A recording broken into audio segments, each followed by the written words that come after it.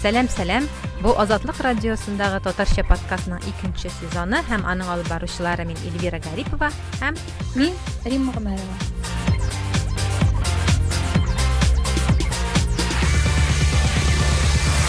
Шулай ук бүген бездә кунакта Чаллыдан Гөлшат Сабирова. Без бүген гаиләдә көч куллану һәм бигрәк тә хатын-кызларның төрле кыйналуларга, мыскыллауларга, психологик басымнарга дучар булулары турында сөйләшәчәкбез.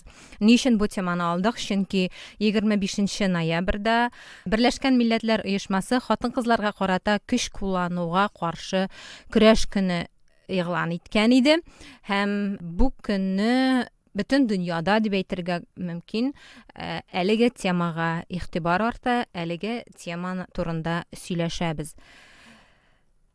Нәрсә дип әйтәсе килә? Менә шул ук Берләшкән Милләтләр Оешмасы авыр статистика бирә. Мәсәлән, бөтен дөньяда 3 хатынның берсе физик яки сексуаль көчләү кичерә икән. Гомерендә бер генә тапкыр булса да.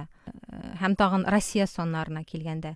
Кызганычка каршы Россиядә соннарны ачык дип әйтеп бетереп булмый, чөнки полицияга барып җиткән, Ичке эшләр министрлыгына барып җиткән очраклар гына ул ниндидер бер статистикага керәйме? Россиядә махсус канун булмавы да менә шу статистиканы дөрес алып барырга киртә куя дип әйтим мин дә. Шундый активистлар алып бара счетчик фемицида дип атала инде ул. Ягъни фемицид ул хатын-кызны үтерү, менә шу нәфрәт аркасында. 2019 елда менә бу яңалыклар буенча гына Россиядә чыккан гәзитләрдә, ниндидер сайтларда чыккан яңалыклар буенча гына да 1757 хатын-кыз үтерелгән. 1666 кеше 20 елда һәм 21 елда менә әле бу саннар ноябрьгә кадәр булган саннар 1000нән артык хатын-кыз үтерелгән. Әле бу статистикага кергән саннар. Аның статистикага кермәгәннәре дә күпме? Күпмесе аның теге бәхетсезлек очрагы дип нителгән, рәсмиләштерелгән, теркәлгән, кайберсе бүтән чирдән дип. Шуңа күрә монда статистикага да ышаныч аз. Ләкин статистикада шундый саннарны биргәч, чынбарлык тагын да куркынычрак дигән уй кала. Ишеткәнегез бар микән? Инстаграмда серләшик сәхифәсе бар. Анда хатын-кызлар кыйналуларга, кыерсытуларга дучар булып яшәүләре турында яза. Монда язмалар көн сайын булмаса 2 көнгә бер чыгып тора анда. Хойча хәтта шикләнеп тә куям. Кеше җәлеп итәр өчен генә уйлап табылган тарихлар түгел микән бу дип. Кыйналып яшәүче хатын-кызларның күплегенә шаккатам инде. Һәм тагын нәрсә әйтеп китәсем килә, бу Гөлшат ханымны шушы серләшик паблига аша таптым. Һәм үзебезгә аны чакырдым. Аның тарихы шулай ук менә бу тема белән бәйле. Һәм ул үзе бу хакта сөйләп китәр.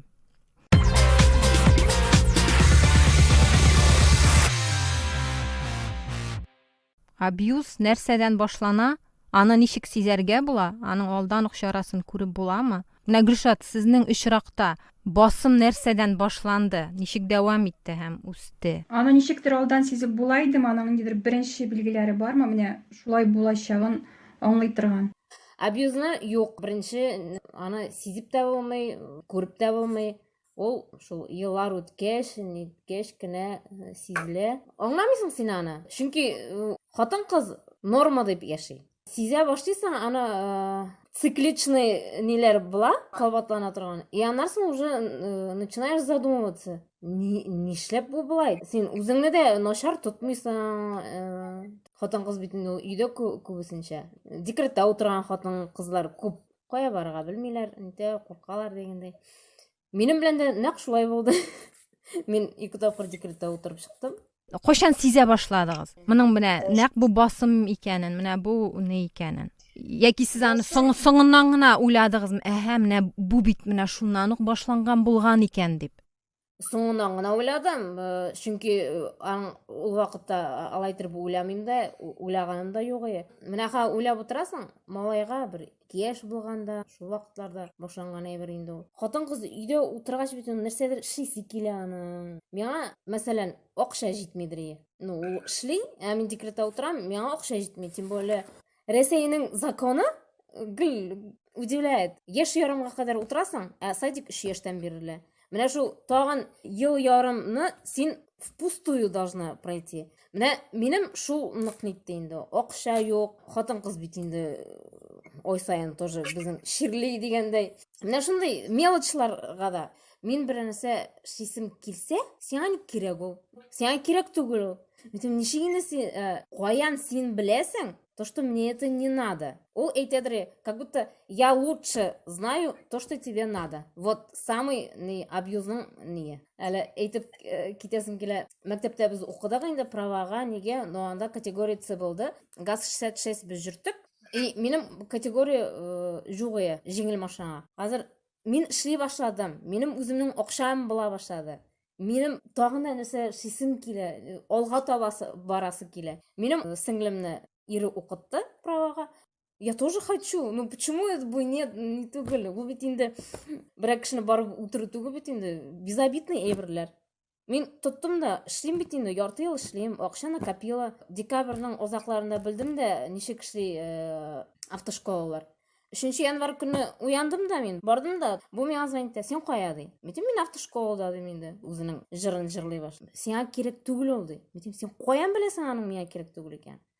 Мин укып чыктым, Аллага шөкер. Аны машина аласы килде. Мин машина да алдым. Минем бик яхшы ака бар иде. Мин акада җирдем.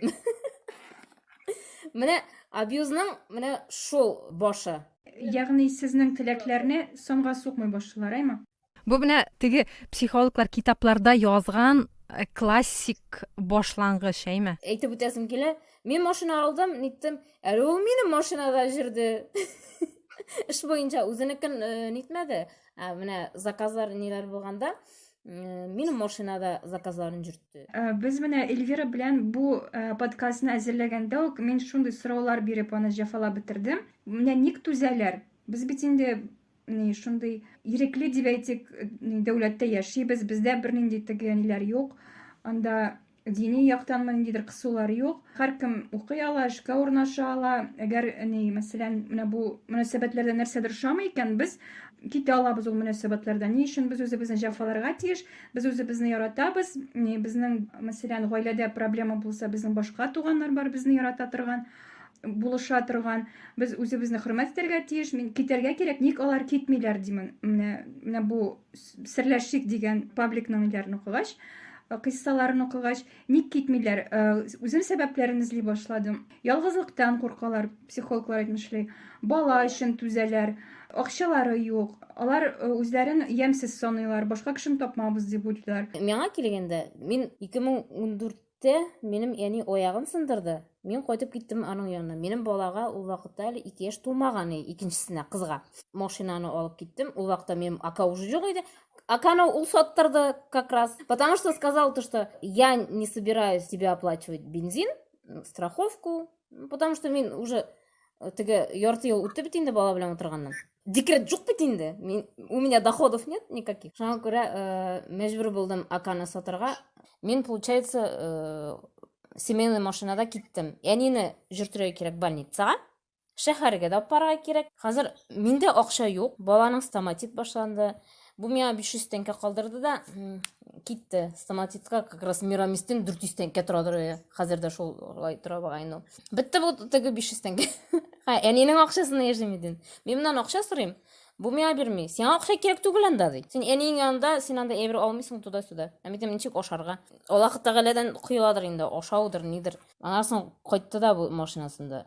Ни все, не катайся на моей машине, ди. Митем, ладно, ди, окитти инде бу. Менә шуннан соң безнең самый шундый каты, ашы, җемсез, пишрак ни башланды. Менә мөнәсәбәтләр. Мин тегенгә нитәм үземнең претензиямны, ул миңа белдерә үземнең претензиямны. Менә ул вакытта әзрәк акыллырак булмаганмын, потому что не знала, опыты меньше было дигән. Менә шул вакыттан соң опыт минем большой. Мин хәзер иратлар белән умею разговаривать дигәндәй.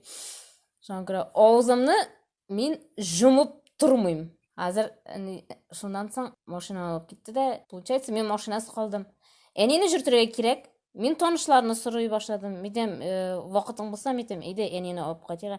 И шуннан соң китте. Бу бит инде район үзәге бәләкәй, бөтен кеше бер-берсен белә. Шуннан соң китте, мин налево йөри торган хатын-кыз булып чыктым. Аның күзлегендә. Әйе. Менә минем беренче нием капля шул вакытта булды инде. Мин ул вакытта заявление яздым. Җәй үтте бит инде, уже көз җитте.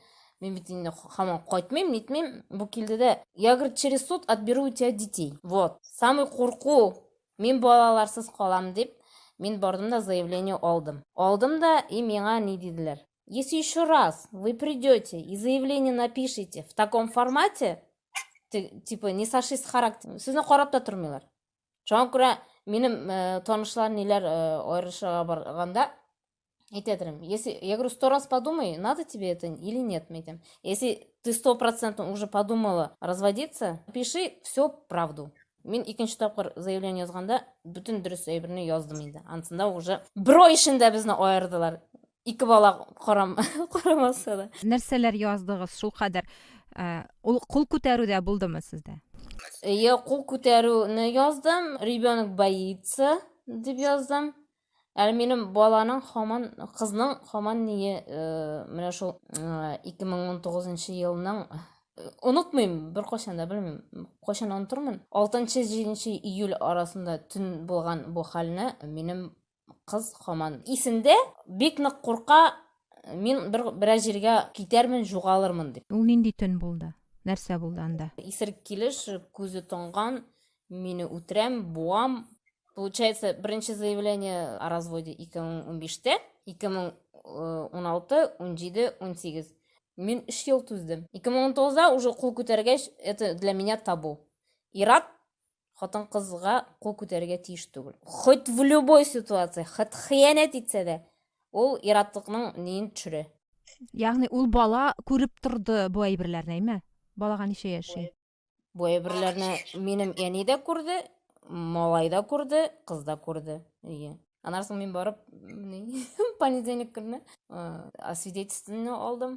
Суд медэкспертизага барып побои сняла. Полицияга бардыгызмы? Полиция нинди реакция күрсәтте? Бу бит инде, получается, шәһәрдә булмады, район үзәгендә булды. Без бит әле район үзәгеннән кире бергә бер машинада шәһәргә кайтып, керәләр безгә ниләр, участковый. Менә район үзәгеннән шундый сигнал поступил дигәндә, шунда менә, может, мне показалось, может, миңа нидер дигән теге кул күтәрү. Аннан соң гына осознание пришло дигәндәй. Мин моңа заявление язмадым. Мин ладно, это наши семейные проблемы. Но аннан соң үкендем инде язмаганга. Ни диделәр? Заявление язсаң моңа, моның эчендә проблемалар булачак. Шуңа күрә мин моны жәлләдем. Жәлләмәскә кирәк. Ул мин жәлләп тормады бит әле. Буам үтерәм дип теге. Менә булай торып сиңа килгәндә, шул әле аннан соң без кыз белән калага да барып кайттык бит әле. 13 июльләрдә.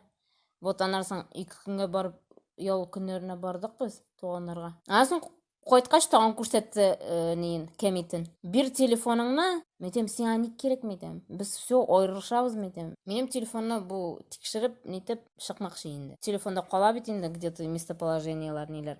Шуңа кадәр мине тикшерә иде ул. Мәйтәм, менә балаң бар мәйтәм, сорак кайда мин жүргәнне. Мин постоянно бала белән. Нет, ты могла теге, когда она уснет, нитәргә. Гуләйтергә чыгып китәргә. Сөйәркәләр белән. Ладно. Аннан соң менә шул 19 августта 2019-да мин бардым да заявление яздым. Әле мин мин отпускка киттем. Мин тагын район үзәгенә баланы алдым да район үзәгенә отпускка киттем. Отпускада инде уже минем план. Мин квартира снимать иттем. Шәһәргә килеп жүрдем. Ул квартираны карап, нитеп, туда-сюда.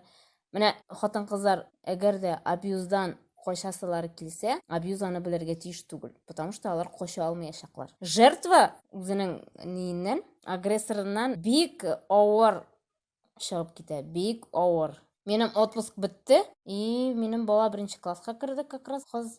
Мин, получается, августның азагында килдем дә, бу өйдә булмаганда, чемоданнарны җыйдым да, съемный квартирага күченеп киттем. Ул минем кайда яшәгәнне ошыклаган. Әле ул жүрде, әле күпме мине нитеп. Әлдә ярый ул вакытта яңа дом иде ул, и сквозной подъезд иде. Ул теге думал, что со двора только керергә можно было, а мин теге сквозной таблетка бар бит инде подъездга керә торган. Шуңа күрә ул мине күрмидер иде, нитеп түгел. Но менә беләсезме, сез шул кадәр дөрес эшләгәнсез. алдан уйлагансыз, ниндидер планнарыгыз булган, әйме? Менә аңа түзмәгәнсез. Сезнең ниндидер барыбер сезнең беренчедән үзегезнең кыюлыгыз бар кебек инде сездә. Менә сөйләшкәндә дә күренә бу, әйме? Икенчедән, менә сезнең туганнарыгыз, әниегез моңа ниндидер ярдәм, ниндидер поддержка дип әйтим мин, теләктәшлек булдымы? Сез бу хакта сөйләдегезме берәрсенә? Мин гаиләдә нәрсә булганын бер кашанда бер кемгә дә сөйләгәнем юк я. Когда вот эта вот ситуация вся произошла, безнең не бит инде общие знакомые, туганнар, ниләр, бөтенесе шок катты. Как это? У вас же идеальная семья была. Я создавала вот эту идиллию, потому что я его покрывала, все его минусы. Кеше белмидер инде. Беренче тапкыр заявлениене язгач, китәм дигәч, туганнар ниләр саташма, может, тебе это привиделось, син ни түгел. Икенче тапкыр заявление язгач, мин үземнең туганнардан прям шундый көчле поддержка күрдем, күз яшьләрем китте. Иң курыккан кеше әни түгел, балалар да түгел. Әнинең апасы, и апа ни ди? И апаем, түзәр хәлең булмагач китте. Мәйтәм, синнән мәйтәм, андый поддержка ишетерим дип уйламаган идем. Ярар. Аллага шөкер, менә Аллага шөкер, мин котылдым ул кешедән. Но нас связывают дети. Ансы да бар. Ну, на фоне детей только сейчас общаемся. Минем аңа карата әле үпкә бу кул күтәрү буенча ничектер уже мин аны проработала. Я не могу ему простить то, что я ушла, оставив трехкомнатную квартиру, и я в съемной квартире живу. Менә шул нине мин нитә алмыйм әле һаман. Кабул итә алмыйсыз. Ну, если честно, вот менә нитсәң, это несправедливо. Аны суд белән эшләп булмыймы? Берәр нинди сез бу юнәлештә эшлисезме? Судка мин бирдем. Бик узак процесс бу. Ну, мин аны көтәм. Үш итергә дәйме? Үш итү белән яну. Үш итү дөрес әйбер түгел инде ул. Ну, мин аны жүрәк белән аңлыйм, әле баш белән нитә алмыйм. Алар дуслаша алмыйлар шушы тема буенча. Әйтәсем килә, хатын-кызның да гаебе бар. Иратның да гаебе бар. Хатын-кыз белән ират арасында бер як кына гаепле бер кашанда булмый. Үзегезнең гаебне нәрсәдә күрәсез? Бу очрак. Мин үземнең гаепне нитәм, то что үз вакытында мин аңа менә үземнең ниләрне, ой хисләрне дөрес итеп не доносила, получается. Мин больше как обиженная женщина итеп доносила, мне кажется. Менә шул моментларда минем авыз җумык булган өчен мин менә шулай берне дөрес дип уйламыйм. Но абьюз, нарцисс дигән кешеләрне үзгәртеп булмый дип әйтәләр бит. Шул лучше китәргә. Менә бүгенге көндә әле WhatsApp'та язадыр. Ачылып китә, яза, нитә, я тоже в отношениях, медем. Аллаһу шөкер, медем. Наконец-то син ни. Медем только кул күтәрмә медем аңа. Я тебя тоже не поднимал. Медем, да. Что-то мне показалось, что ты меня кул күтәрдең, медем. Бу меня яза. Ты, говорит, проверку не прошла. Это был просто спектакль. Шундый форматта. Аңа бетермәдем мин аны. И аңлыйсын да килми. Чөнки кеше, получается, не признает свою вину. Бусы да бит инде манипуляторларның тагын бер шундый коралы. Тагын бер яңа сүз Гөлшат, бу газлайтинг дип атала. Әгәр сез белгән, күргән, сизгән әйберне сезгә ул әйбер булмады, син дөрес аңламадың, син дөрес әйтмисең, сиңа тоелгандыр ул, күзеңә күренгәндер ул дип сез әйткән юкка чыгаралар икән, бу газлайтинг дип атала. Бу манипуляторларның иң теге сизелми торган, ләкин иң көчле коралы, чөнки монда корбан инде үзен нирәк акылдан шаша дип уйлый башлый. Мин бәлки чынлап та ялгышамдыр, бәлки чынлап та бу миңа тоелгандыр дип, бу инде психологик абьюз, бу психологик җәберләү. Кайвакытта менә бу физик җәберләүгә караганда да начаррак, чөнки ул озак бара, сизелми бара, һәм аның тәэсире озакка бара. Кешенең менә бу хатын-кызның үз-үзенә хөрмәте, үзе турындагы фикере, үз бәясе кими түбәнәя. Һәм хатын-кыз үзен чынлап та мин гаепле дип саный башлый. Менә бу психологлар сөйләүенчә, мин чынлап та гаепле, мин нәрсәнедер дөрес эшләмим. Шуңа күрә мине кыерсыталар. Миңа нәрсәдер үземне яхшыртырга кирәк. Бу әйберне эшли белмим, сөйләшә белмим анда, ашарга пешерә белмим. Миңа үземне яхшыртырга кирәк дип уйлый башлый хатын-кыз. классика тукмаш кисә белмәсәң, кияүгә алмыйлар. Ягъни яхшы хатын буласың килсә, син ашарга пешерергә тиеш, тиргә белергә тиеш, чигә белергә тиеш, бала карый белергә тиеш. Син теге идеаль булырга тиеш. Шулай итеп тәрбиялиләр һәм үзенә карата ниндидер агрессия сизсә, хатын-кыз уйлый, димәк, мин гаепле, димәк, мин нәрсәдер дөрес эшләмим, мин теге шаблоннан читкә чыгам, миндә кимчелек дип уйлый. Бу барыбызга да хастыр, чөнки без гаиләдә дә бит кайвакытта әти, әнинең уңай бәясен ишетер өчен тырышабыз.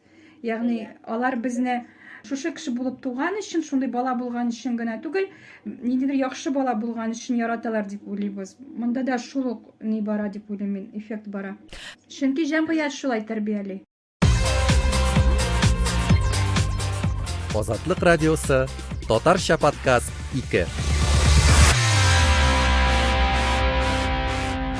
Җәмгыять шулай тәрбияли. Менә шушы темада мин иң беренче төп әйбер итеп хатын-кызның үзен гаепләп һәм уялтып калдыруларын алыр идем. Чөнки менә нәрсә дип әйтәләр инде бездә, телен тыймаган, кыска итәк кигән анда, эштән вакытында кайтмаган, башка ир белән WhatsApp'та язылышкан, эштән башка ир машинасына утырып кайткан һәм башкалар. Ягъни менә хәтта мәсәлән, ниндидер көчләү, ниндидер кул күтәреп кыйнау, күгәргән урыннар белән табибка барган очракта да ул сиңа сорау бирергә мөмкин. Нәрсә кыска итәк кигәнеңмени? Нәрсә эшкән идеңмени? Исерек идеңмени? Дигән табиб сине шундый сорау белән каршы алырга мөмкин. Гаеплисе килмәсә дә, менә шулай гаепләп куя сине. Иң башта синнән сорый. Полициядә сорый. Иң башта синнән сорый. Ялгыш берәр нәрсә эшләмәдеңме үзең? Теге сине кыйнарлык дәрәҗәдә. Ләкин нәрсә эшләгән Маргарита Грачева, чтобы аны урманга алып барып кулын кисеп ташлар өчен ире. Хит 100 тапкыр сүз әйтсен, начар сүз әйтсен, 100 тапкыр анда, белмим, кыска итәк киеп йөрсен, аның өчен бит кулына кисәргә кирәкми, аның өчен. Менә бу теге Тодоренко мисалын, Регина Тодоренко мисалын, Рима, исеңдәме синең? Ул People Talk дигән басмага, интернет басмага интервью бирде һәм шунда әйтте, ул сине кыйнамасын өчен син нәрсә эшләдең дип, ул сиңа кул күтәрмәсен өчен син нинди чаралар күрдең? Һәм аңа әлбәттә күбрәк эләкте. Бөтен җәмгыять шулай уйласа да, менә бу фикер лидеры булуы аның үзенә минус булды. Чөнки җәмгыять аның үзенә ябырылды. Менә бу абьюз корбаннарын санга сукмыйсың, гаеплисең дип, ул бик күп Европа брендлары белән эшләйде, реклама контрактлары буенча. Анда әлбәттә бу темага бөтенләй башкача караш. Әгәр иратны шундый абьюзда, харассментта шикләнсәләр, анда шунда ук аның карьерасы юкка чыга дип әйтергә була. Аны эштән алалар, ул бөтенләй җәмгыятьтә әдәм актыгына әйләнә. Һәм бу брендлар шундый ук аның белән контрактларны өздиләр, ягъни бу блогер акчасыз калды дияргә була. Ләкин шулай да бөтенләй ни булып чыкмады, ул акылсыз хатын булып чыкмады. Аның командасы бик шәп, пиар командасы, маркетинг командасы.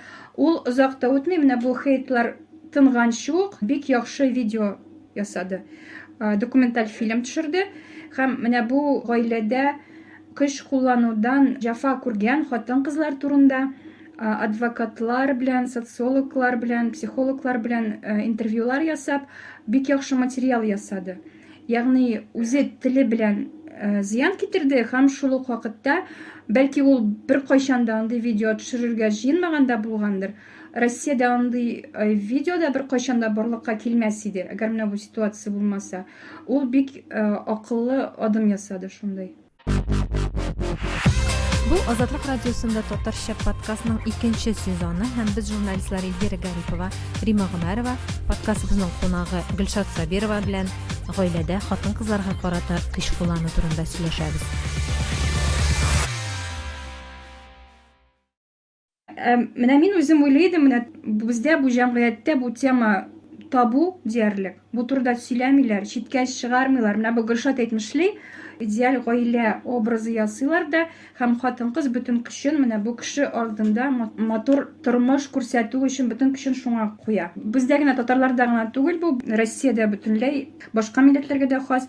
Менә бу гаиләдәге көч куллануга каршы турындагы канунны бит ничә ел кертергә телиләр. Мәсәлән, Оксана Пушкинаны 2019 елдан бирле төртә инде канун проектын. Башта бу канунга нинди протест иде көчле, ширкәү каршы чыга иде, ниндидер демонстрациялар оештыралар иде, петициялар язалар иде. Һәм хәзер менә артистлар сөйли башлады, селебрити сөйли башлады, нидә чыга башлады матбугат чараларында. Бу турыда ачыктан-ачык сөйләнә башлады һәм мөнәсәбәт әлбәттә үзгәрә тора. Үзгәрә тора, ләкин канун барыбер юк. Нәрсә әйтеп үтәсе килә? Менә мондый гаиләдә көч куллануга каршы канун дөньяның 156 илендә бар. Моннан тыш охранный ордер дигән әйбер төшенчә бар, әйме? Ул да булса, менә полициягә мөрәҗәгать иткәннән соң хатын-кыз полиция бирә охранный ордер һәм бу ир менә бу хатын-кызга якын килә алмый дигән сүз. Әгәр дә якын килә икән, инде ул хатын-кызга гына карата гаепле булып калмый, әмма дәүләткә карата, менә шушы кәгазьне биргән, шушы ордерны биргән полицияга яки прокуратура я мәхкәмәгә карата гаепле булып кала. Һәм бу бик күп ирләрне шулай нитеп кала икән, туктатып кала икән. Ягъни кабат-кабат хатын-кызны эзләп йөреп, кабаттан кыйнаудан ул туктатып кала икән. Бу охранный ордер һәм закон хәтта Беларуста да бар. Беларуста кабул иткән мондый канунны. Советлар берлеге, менә бу Советлар Союзының элекке илләреннән бер Россиядә гына шушы канун кабул ителми калган. Иң кызганышы, күптән түгел бит әле менә бу кыйнауларны җинаят җаваплылыгыннан алдылар, ягъни җинаят кодексыннан алдылар менә бу кыйнауларны. Хәзер ул гаиләдә ниндидер кыйнаулар административ хукук бузу гына булып санала. Ягъни ир хатынның кулын сындыра икән, моңа максималь җәза ул да булса 1 ел иреген чикләү булырга мөмкин. Ягъни иреген чикләү нәрсә дип аталар? Шәһәрдән чыкмаска. Ягъни шәһәрдән чыкмый утыра, ир рәхәтләнеп, кыйнапмы анда, нишләтепме, җәберләпме ул хатын-кызны. Аннары тагын нәрсә булырга мөмкин? 5000 штраф салынырга мөмкин моның өчен. Әле ул 5000 штрафны теге мескен хатын белән, теге хатын белән бер бюджеттан алып түли әле ул аны. Яки декрет акчасыннан. Мәсәлән, машинаны дөрес ситтереп парковкага куймаган өчен дә 5000 штраф әйме? Битлек киеп чыкмаган өчен дә 5000 штраф Мәскәүдә. Һәм хатыныңны таяк белән кыйнаганың яки авырлы хатыныңны типкәләгән өчен дә 5000 штраф булырга мөмкин. Аннары безнең канунда тагын шундый тискәре момент бар. Аны менә бу Оксана Пушкина канунын кертергә теләүчеләр антигаилә ни дип айталар, кануны дип. Бездә әле бар татулашуга ярдәм итү бар дәүләт тарафыннан. Ягъни, мәсәлән, берсе гариза язган икән полицияга, кыйналу турында яки ниндидер зыян күрү турында. Менә бу полиция, ягъни дәүләт органнары бу гаиләне татулаштыру өчен тырыша. Ягъни аларны нинди анда теге саклау ордеры бирү, аларны кабат бер өйдә, бер гаиләдә калдырып дуслаштырырга, гаиләне янәсе таркатмас өчен көч куярга чакыралар. Менә хәзер бу канунны бит инде кабаттан әзерлиләр, Думага кертергә. Һәм монда бу мәсьәләгә Москалькова да хәзер игътибар итте. Татьяна Москалькова һәм бу хәлләрне карарга кушты. Мондый очракларны барларга һәм нинди дә булса бәя бирергә кушты. Алар менә бу канундагы бу пунктны алып куюны сорыйлар. Алар аны бик тискәре бәялиләр. Чөнки менә башка илләрдә хатын-кызга якын килергә ярамый дигән канун менә бу абьюзерны туктатса, бездә киресенчә уларның кулларын шишеп җибәрә. Бигрәк тә менә бу үз изоляция, карантин чорында, менә бу карантин шартларында менә бу абьюзларның, кул күтәрүләрнең күбәюе шуның белән дә аңлатыла. Азатлык радиосы, Татарча подкаст 2.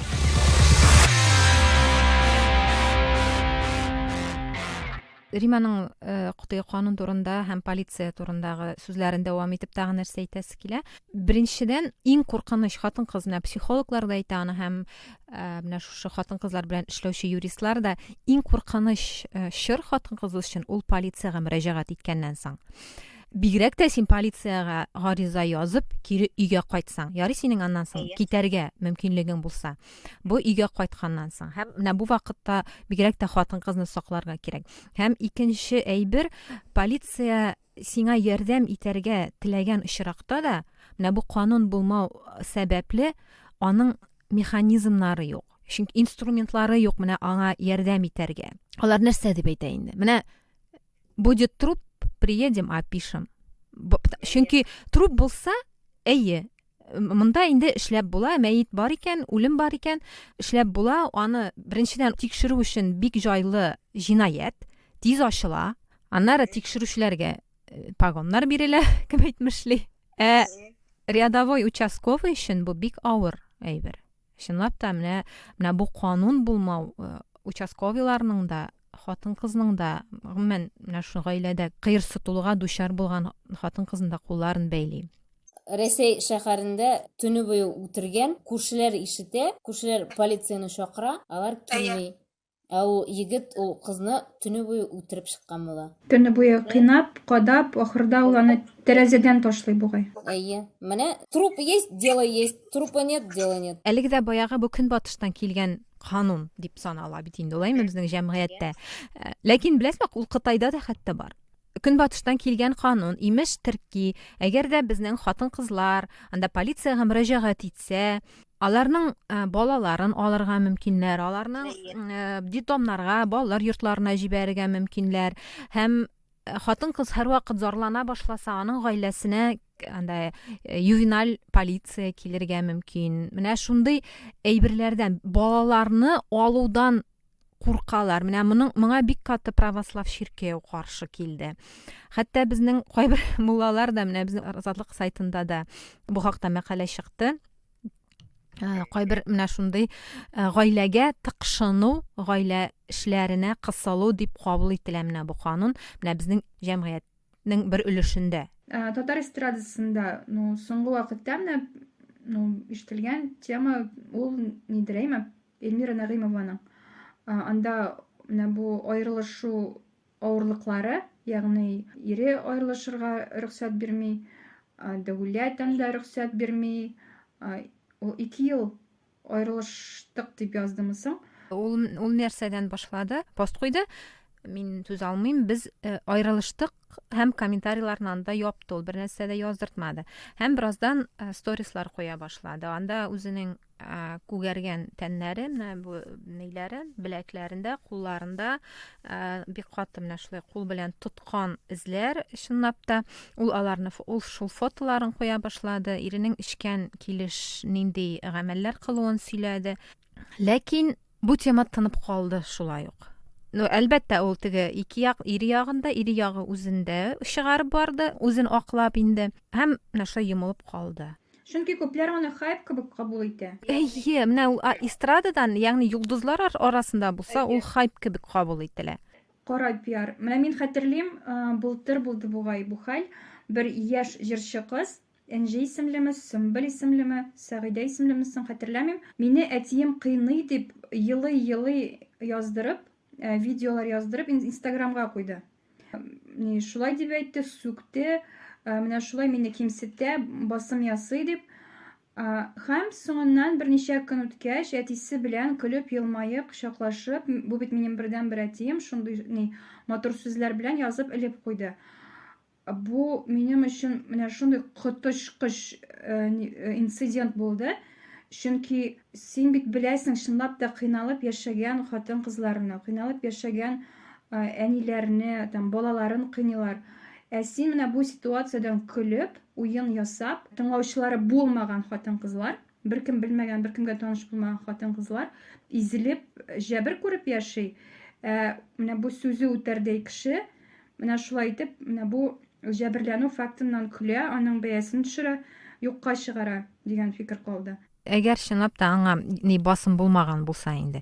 Менә без барыбер беләбез бит инде, Кавказ төбәкләрендә яшәүче хатын-кызлар нәрсәдер әйтә дә, соңыннан юк, барысы да әйбәт дип, һәм без аның азмы күпме аңлыйбыз, ни өчен алар соңыннан үз сүзләреннән кайтканын. Анысы аңлашыла, ләкин менә шундый бик поляр ниләр булды ул, мөрәҗәгать. Кавказ анда ситуациясында әлбәттә аңлашыла, чөнки мәсәлән шул Кавказ кызлары белән бәйле Казанда булды, бер очрак җәберләнүче хатын-кызларны яшерә торган фатирдан алып чыгып китеп, яңадан соң аны шундый ук постановкалы видеоларга төшереп, минем барысы да яхшы, мин гаиләм белән, минем тормышыма кысылмагыз дип. Әлбәттә, анда ситуация күпкә авыррак. Чөнки анда менә бу җәмгыять күпкә консервативрак, дини басым көчлерәк, иерархия анда әлбәттә иерархия башында ир-атлар, анда көчле патриархат. Монысы аңлашыла. Үзебезнең менә татар җәмгыятендә Эльмира кебек җырчыларның ситуациясенә дә шундый игътибарсызлык ничектер сораулар уята. Минемчә, бу дөрес әйбер түгел. Дөрес түгел, әле еще берсе дә белмәй, ул кызлар ул центрдан кештен. Алар исән микән, юк микән? Азатлык радиосы, Татарча подкаст 2.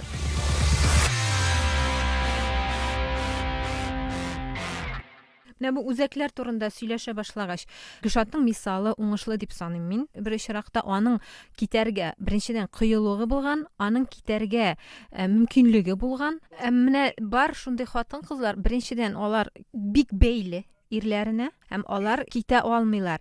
Аларның я әти-әниләре бөтенләй юк, я әти-әниләренә кайткач алар белә бернинди дә җылы караш та, якты йөз булмаячагын белә, һәм аларның чынлап та менә барырга урыннары юк. Моның өчен хәзер безнең Казанда да, кайбер зуррак шәһәрләрдә махсус үзәкләр барлыкка килә башлады. Әлбәттә, аларга эшләү бик авыр, аларны дәүләт бик танымый, аларның акчалары җитми, финанслары җитми. Мәсәлән, шул насилию нет дигән оешманы ят агент дип игълан иттеләр. Аларга дәүләт ярдәм итмәүгенә түгел, аларның эшчәнлегенә, хәрәкәтенә таяк тыгарга да мөмкин күп очракта. Рима, нәрсәләр бар бигрәк тә Татарстанда? Кая барырга була хатын-кызга? Федераль үзәкләр ул шул насилию нет, аларның сайтлары бар, фондлары бар. Полина дигән фонд бар. Татарстанда әлбәттә иң телдә йөри торган Фатима дигән фонд. Алар күптән түгел Телеграмда чат-бот ясадылар, ягъни бот аркылы хатын-кыз үзенә ниндидер консультация ала яки үзенең проблемасы турында хәбәр итә ала. Аннары белүемчә, менә бу православ умиление дигән ни бар. Үзәк авыр тормыш шартларына эләккәннәр өчен благие дела дигән фонд бар. Умай дигән гаилә академиясы бар. Татарстанда под крылом семьи дигән оешма бар. Психологик педагогик ярдәм үзәге бар. Сердәш дигән. Ул үзәктә балалар һәм яшүсмерләр өчен дә ышаныч телефоны бар аларның. Анда шалтыратып була. Һәм бу шалтыратулар бушлай. Әлбәттә, бөтен Россия буйлап балалар өчен теге кайнар линия бар. Һәм менә бу гаиләдә көч куллану очраклары өчен шулай кайнар линия бар. Тодоренконың видеосын караганда бер кызык кына момент булды анда. Насилию нет оешмасының җитәкчесе сөйли. Безгә бер хатын-кыз килде ди. Карт кына өлкән яшьтәге апа ди. Аның малае кыйный икән ди. Килде дә ди. Безнең шушы оешманың администраторы, менеджеры, кем инде шунда эшләүче кыз аны бик матур иттереп каршы алды ди. Шәйләр бирде ди инде, утыртты ди, сораштыра башлады ди. Әйбәт иттереп, җылы иттереп сөйләшә ди моның белән. Бу бөтенесен сөйли башлаган инде, сөйли башлаган да буны тынычландырган, әйткән, без сезгә ярдәм итәргә мөмкин, ярдәм итә алабызмы дип сораган инде. Бу әйтә ди. Мин күпме җирдә булдым, бөтен полицияларда булдым, нинди генә прокуратура, нинди генә оешмаларда булмадым. Беркем дә миңа мондый җылы мөнәсәбәт күрсәтмәде һәм беркем дә мине тыңламады. Сез ниндидер секта дигәндә чыгып киткән. Мискин хатын-кызның бөтен җиргә дә ышанышы беткән, хәтта җылы сүз әйтүчегә дә инде ышана алмый. Яхшы карашка өйрәнмәгән. Менә бөтен җәмгыятьнең һәм бөтен безнең торышны әйтеп бирә торган мисал инде бу.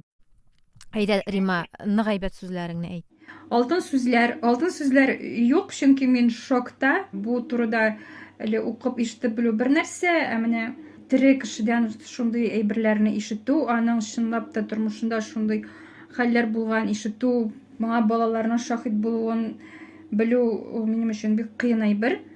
Гөлшат белән бер темага килешәм. Әлбәттә, һәрвакыт проблемаларны уртага салып сөйләшү, үзең нәрсә теләгәнне әйтү, үзеңнең ниндидер шәхси шикләреңне билгеләп кую кирәк һәм ниндидер үзең өчен дә ниндидер лимит булырга тиеш. Вот нәрсәне түзә алмыйм. Үзеңне ярату ул нәрсә? күптән түгел генә бер шундый метафора ишеттем. Менә сез утырасыз тыныч кына, кем беләндер сөйләшеп утырасыз монда, үзегез генә утырасызмы һәм сезнең янга киләләр дә каршыгыздагы кайнар каһвәне сезнең башыгызга түгәләр. Сез бит инде сорау биреп утырмыйсыз.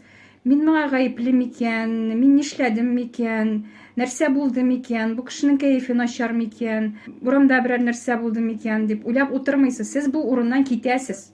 Сез аңа җавап бирәсез яки җавап бирмисез, сез бу урында утырмаячаксыз. Сезгә башыгызга кайнар каһвә түгә торган урында. Шулай ук тормышта да, әгәр сезгә менә бу кайнар каһвә түккән кебек ниндидер уңайсызлык, зарар китерәләр икән, сез үзегезне уңайсыз хис итәсез икән, урыннан миңа калса китәргә кирәк. Гөлшат, сезгә бик зур рәхмәт безнең белән сөйләшүгә килүегез өчен. Чынлап та күп хатын-кызлар менә бу әйберләрне тыңлап үзләрендә көч таба алырга мөмкин. Бу теманы сөйләп торырга кирәк, матбугат чараларында да, социаль челтәрләрдә булмасынмы. Чөнки бу проблема бар һәм без әле бу җәмгыять белән әлеге бу проблеманы шиша алмыйбыз. Ие, ансы дөрес, шиша алмыйбыз, потому что киртәләр күп. Рәхмәт сезгә. Минем тормышым икегә бүленде. Минем элеккегә яшәгән кешеләр юкка чыктылар. Хәзер яңа кешеләр бар. Очень светлые, очень позитивные кешеләр. Туганнар һәрвакыт синең янда калалар. Бу яктан сезгә әйе, әлбәттә, сезгә бу яктан бик җай туры килгән. Бу яктан сез бик бәхетле, ләкин күпчелек очракта бит туганнар арасында моны кабул итмәү бар. Мәсәлән, менә берничә дистә ел элек кенә аерылу ул шундый гөнаһ сыман кабул ителә иде. Ничек инде нәселдә булмаганны. Менә минекедә нәкъ шул. Әле бу туганнар түгел, мин үзем шундый йырлык вешала. Нәселдә булмаган әйбер, ничек миндә булырга может андай әйбер. Минем нәселдә бер кашанда аерылган кеше югы. Это я первая. Аннары теге кабат нигә кайтабыз татар фольклорына. Төшкән җиреңдә таш булды дип җибәрәләр. Руста әле умерла так умерла диләр әле. Шып киткәнсең, все, кайтмыйсың бүтән. Мин дә шулай итеп кияүгә чыккан идем бит. Ну не судьба. Ладно, бигәбәт. Мы это приняли. Хәзер алга балалар үстергә, үзеңнең тормышыңны җайларга. Һәм монда бернинди дә беркемнең дә гаебе юк. Нокта итеп куясым килә. Мин бу иратка тоже бәхет телим. Шушы ноктада без подкастны тәмамлыйбыз. Бу Азатлык радиосында Татарча подкастының 2нче сезоны иде. Алып баручылар Эльвира Гарипова һәм Рима Гомәрова булды. Шулай ук безнең подкастта Чаллыдан Гөлшат Сабирова катнашты. Без гаиләдә хатын-кызларга көч куллану турында сөйләштек. Гөлшат үзенең тарихын сөйләде. Сау булыгыз. Татарча подкастларны сез azatlıq.org сайтында, Азатлыкның социаль челтәрләрдәге барлык платформаларында, YouTube видео хостингында һәм күп кенә музыкаль платформаларда тыңлый аласыз.